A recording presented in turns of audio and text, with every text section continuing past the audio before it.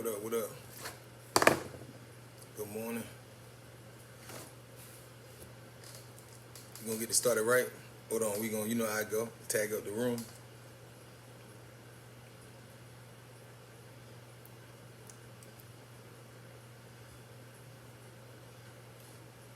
Hold on, let me finish tagging.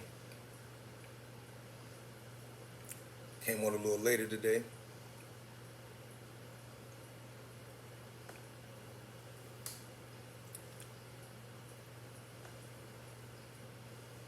Just tagging this room up.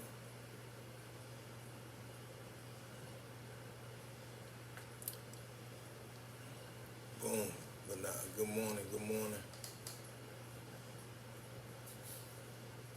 Alright, well, this morning, let me make sure I want to say it.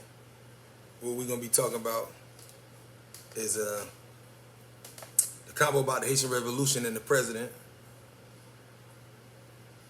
and how he got assassinated last night in his sleep. You know what I'm saying? Or they assassinated him or something. But on this new broadcast, on the broadcast, the guy that's on TV, he tells you some history that's kind of like really that some shit that's not really passed down unless you digging about the Haitian Revolution, and he say how it's connected, how everything is connected. You know what I'm saying? So we gonna go into this and we gonna see what's good about what he's saying, because apparently the leader of of the Haitians, right, or the president now, like he ruling in decree, which means like he's ruling like in a dictatorship. And he made a post like the other day saying like he's not the first leader to rule. He's not the first leader to rule in dictatorship. So he was assassinated last night. But I want y'all to hear what this person says as I'm still tagging people. Listen to what this reporter is saying. We're going to go back about what's going on. He's going to give you a history with doing all this. This is a bag of... Hold on one second. Look at this commercial. I think it's healthy. But I'm going to show y'all. This shit's crazy. And of course, my internet acting crazy this morning. Hold on, y'all. Good morning. The NSA spying. Tucker Carlson Tonight host Tucker Carlson said last week on his program that he has information from a whistleblower showing that the NSA is spying on... See how they changed my video. What's on the horizon? Hold on, y'all. My fault. That shit was slick. We know. All right. Because Let's talk about it. But yeah, good morning, good morning. So the convo Go is the to Haitian... the people of Haiti. It's obviously corrupt. Gang violence is rampant. And when you have a president who, by the way, only had 21% turnout in that 2016 election. There was 21%. He won like 30% of the vote or something. 600,000 people in a population of 11 million vote. 600,000 people in a population of 11 million voted for the guy that's the president, and he's still the president. So basically, it was corrupt. That's what they were saying, is that in Haiti, that, you know what I'm saying, the president basically pulled a goddamn a Trump the first time, but the second time Trump tried to pull it again, but he couldn't pull a dictatorship off as if he did, just to give y'all some understanding. Voted for Moïse. When you have a situation like that, he's not holding elections. He's taking more and more power. You have basically the political apparatus being, enforced by gangs around the country. It's an entirely unsurprising development, sad as it is. And we don't know exactly what happened. We also know the First Lady is in the hospital and also suffered gunshot wounds. The only thing that has been said so far is that some of the assassins were Spanish-speaking, which seemed to be an effort on the part of Moise's allies. Okay, so it's crazy. So they saying that, damn, they shot his wife too. Like, that's how mad the people. And so they said that the people that, they were saying that the people spoke Spanish. I'm going to give y'all a secret today. I always give y'all secrets. I'm going to tell y'all a secret. You know what I'm saying? The indigenous language of the dark-skinned man on the Western Hemisphere, which is the Americas and the islands, is Spanish. Remember, I told y'all that. The language that the indigenous spoke on this planet, the dark-skinned people, was Spanish. You know what I'm saying? So I'm not saying they dark-skinned, but I'm just showing you how easily you can mislead. They can say, oh, this person, the person that killed the Haitian, he spoke Spanish. It don't mean that couldn't be a dark-skinned person or whoever. But I don't know what this president technically Looking like I just know he was dictating. Now listen, this guy's about to give y'all game. Listen to the history he about to give you. Man, this internet this morning is shitty. My shit been freezing. I think they be fucking with me. They definitely be fucking. Hold on, y'all. To displace blame onto some foreign country to suggest that that this was not a result of the domestic disturbance. So, but we don't know yet. There was a general strike several months ago protesting his attempts to stay into office, and he himself is kind of a legacy of the Duvalier dictatorship. He right-wing would-be dictator who had the strong backing of the United States, which always makes it difficult for these social movements in countries to try to then express their will. If the would-be dictator knows that he has the support of the U.S., you had found some kind of funny quotes from him. I don't know if funny is the right word. Yeah. About his unwillingness to recognize elections. Right. Right. No, I mean, here's a quote right here. We're trying to find a solution to this crisis. I'm not the first president to rule by decree. And that's sort of, that's sort of a tragically, like, this is obviously something. And that... So the Haitian Revolution, if John Adams had been reelected to a second term, none of this may have happened.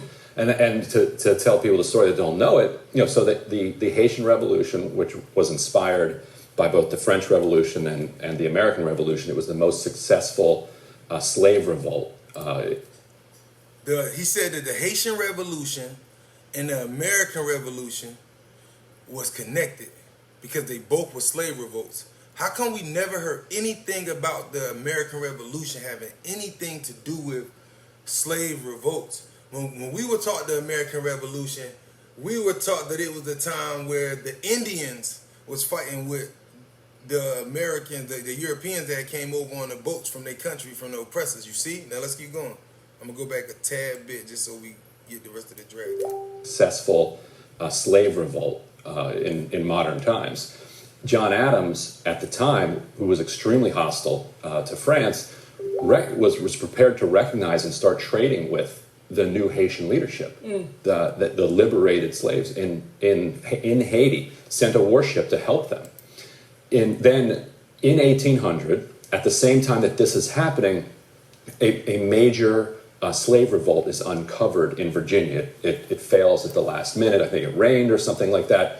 And these things are all linked because in the United States, the huge, or in the pre-United States also, the huge fear among the planter class was that their property was going to revolt and kill them in their sleep. Because I've been telling y'all this shit forever. Listen to me now. Y'all hearing this from, so for everybody that be thinking that I be tripping, listen to what he's saying. I'm gonna go back and I'm gonna show you that he said the planter class. The planter class is a nice way of saying the southern whites who own plantations, planters, right? So I want you to understand the lingo that they kind of hide from us. The planter class, the plantation owners, right? They were afraid, right? Let's go. Was that their property was their property. So when you hear me tell you that black legally still means property, understand why people feel the way they feel about certain things, and when we revolting and we trying to get rights, and like this ideology. He made a statement. He said pre-America, this still exists today. You know what I'm saying? Going to revolt and kill them in their sleep because they understood what they were doing was horrifically wrong, and they. So they were afraid that the slaves they were afraid at the time, the planter class, that the slaves would rebel and kill them in their sleep. And he said because they knew what they were doing was wrong. Their property was going to revolt and kill them in their sleep because they understood what they were doing was horrifically wrong, and they put themselves there saying, if I were in that situation, I would kill me. Right. And so you have the Haitian Revolution, then you have this major slavery. He said, if I was in that position, I would kill me. Meaning that if I was a slave in that position, I would have killed me, the white person, right? So there's an understanding naturally of the fear that existed from the slaves rebelling and killing them in their sleep. This same fear today still exists, but it exists with the class of like the minorities rebelling. You know what I'm saying? This is this same thing, and the thing I want you to realize is that he's showing you that there's a connection between the Haitian Revolution and the true American Revolution was a slave rebellion, right? So it's telling us that we need to look up John Adams. So one of these days this week, we'll do some John Adams shit, and we'll tie the knot in on there, right? Revolt that doesn't come off, but becomes a big story in Virginia during that election, and it triggers a lot of support for Thomas Jefferson. Adams ends up losing re-election, and then Jefferson starts fighting against the slaves who had emancipated themselves in Jefferson Haiti. loves France. Jefferson loves nothing like he loves France. Absolutely loved France, and actually then So Thomas Jefferson, listen to what they're saying. So Thomas Jefferson came behind, he because of what he did, John Adams, to help the Africans or the people of color, trying to back them and even giving them like helping in some sense. Thomas Jefferson becomes popular, and he does exactly what Trump did to Obama. He came in office and he changed everything. He went back to helping, keeping them oppressed and doing shit like that. You know what I'm saying? This is the same strategy that's happened through history. We might get a president that has some type of free will that says, okay, this is wrong. And the very next president's job is he's going to come back, you know what I'm saying, and try to undo everything that was done as much as possible. Napoleon then gives up on... And then they told you that they're telling you that his loyalty wasn't to America, it was to France. It's a president. He loves France. Jefferson loves nothing like he loves France. Absolutely loved France. And actually then Napoleon then gives up on all of his territory eventually in the U.S. That's why Jefferson was able to do the Louisiana Purchase. Which is a fraud. The Louisiana Purchase, if you study, they have no documents proving that it was purchased back. They teach us that he lost control of that area, but that area, that middle of America, is proven in this court cases right now. I mean, there was court cases going back about 100 years ago and still cases that's being fought, but they have proof that that middle land after the Rocky Mountains in America was the indigenous, was what we would call the Indians, the Moors, all of these people, like the indigenous tribes, you know what I'm saying, that was here. Some people say Israelites. We owned that section, and even the back end of California, you know what I'm saying? You have these interesting parallels to today, where in the run up to the election, people were saying, "Look, careful with the rioting, careful with the looting. You're going to elect Trump." Back in 1800, people said, "Hey, the slave revolt. Hey, this might elect Jefferson." It's like, well, what if we also want to overthrow slavery? Right. Well, this story that is playing out right now is, I'm curious what you think how this speaks to the legacy of that colonialism, and it's kind of an interesting thing to. He drew a line. That's just crazy. This is crazy. See, when I do this, people tell me I be bugging, but just to show y'all, he drew a line saying that this is no different in history what happened with Jefferson and Adams or what happened with Trump. Like, okay, they're doing all this for black people, we need to elect Trump. Dive into, and it's interesting, I don't think does it justice, because interesting almost trivializes that it's... Yeah, I think that's exactly right. So the legacy is that the Haitians were made an example of. They were told by the U.S. and the other colonial powers, you cannot do this. Right. There will be no liberation. There will be no self-emancipation. And if you, as enslaved people, take power, the white world, the Western world, will do everything in its power to salt the earth on which you... There's your motherfucking answer for our problem right now. I don't care how they put it. I'm going to bring it back. I want you play this for your mother, your grandkids. This is the true understanding today. I think that's exactly right. So the legacy is that the Haitians were made an example of. They were told by the U.S. and the other colonial powers, you cannot do this. Right. There will be no, liberation. There will be no self-emancipation. And if there will be no liberation, there will be no self-emancipation. There will be no revolts and no black people freeing themselves. Because if you do, this is what we're gonna do to you. See, the Haitians, they had won the war. I went live. I don't know how many of y'all are still watching me, but y'all know I did the Haitian Revolution, and it showed how they won it. And then later on, they was in such a bad position, you know what I'm saying, that they end up allowing the people that oppressed them to come back, and then eventually it just went bad. But even to today, Haiti's supposed to be an independent. They kind of starve Haiti out, you know what I'm saying? They kind of starve them out. They always need aid, and they always, you know what I'm saying? It's weird, you know what I'm saying? And if you, as enslaved, this is the logic, though. Listen, emancipation, and if you, as enslaved people, take power, as you as black people, world, the white world, the Western world, will do everything in its power to salt the earth on which. If you as black people ever try to rise up and do anything, the white powers of the world will salt the earth. And salt, we know, is what color? You live to destroy your country, Yeah. and make sure that you are suffering for generations and generations and generations. And it's not too much to say that more than 200 years later, they are still being made an example of. You can literally see in aerial shots of the border between Haiti and the Dominican Republic. I mean, you can literally see this in the land and in the landscape and what it looks like, just physically how it looks. You can see this.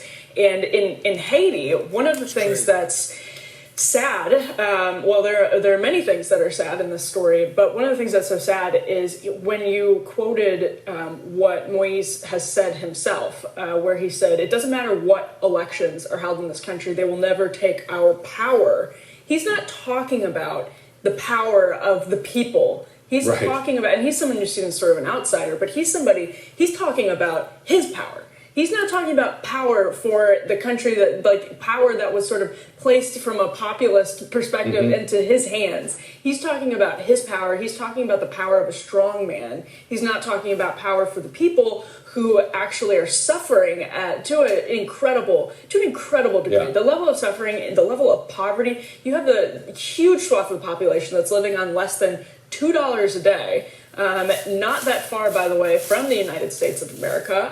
Not that far from a lot of countries that live on a whole lot more than that on average. And I mean, the question going forward is, what does this actually mean? Oh, no. Let's just see. They can fuck on my internet right now. But yeah, the basics of this conversation, because it's freezing, is that they're letting you know, look how much history they just gave us. Like, if you ain't see the whole thing, Juan is back later, but he gave you the history of America with John Adams helping the Haitians, and he paralleled that the Haitian Revolution and the American Revolution, slave rebellions, that they didn't connect that in school, are connected. And then he compared the election between John Adams and Thomas Jefferson was equivalent to the election between Trump and like Biden. So pay attention, you know what I'm saying? Then he also gave you the true European mindset, you know what I'm saying? He told you what it was and how it was. So, and one more thing I want to speak on too was this ESPN story about old girl who wouldn't move over. They wanted her, that the famous report, I can't think of her name right now. Let me see if I can see it. The report about Rachel Nichols. And it was about women where they were saying that she didn't want to move over. Like, they told her that, basically they told her that she was going to have to step down from her position and she was going to have to let this young and up-and-coming black girl take over. So, I mean, she's been running it for a while. But she called, like, her representative, or like one of the top sports agents. He represents LeBron, but he also has, like, another job where he's, like, high in, like, the business.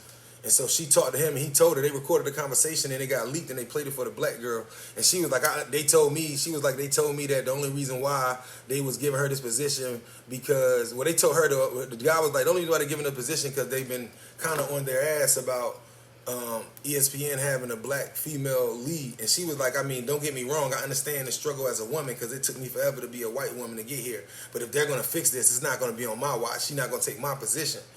Now, this could be blown out of context as well. I mean, the truth is, no, she don't want a black woman in front of her. And the other truth is that, no, she don't care. You know what I'm saying? So it's a big outreach about it. You know what I'm saying? So they made sure, like, they had this panel of, like, all black women talking about it. And I thought that was powerful. But every time I see that, I be thinking, like, damn. You know what I'm saying? Let's see what they do about it. You know what I'm saying? So they fired her. And they got rid of her, right? It's a very important subject because it's just still to show you, like, the discrimination in the workplace still exists for everybody. But I always tell black women that, you know, a lot of times in the work field, it's not the black man that's oppressing you.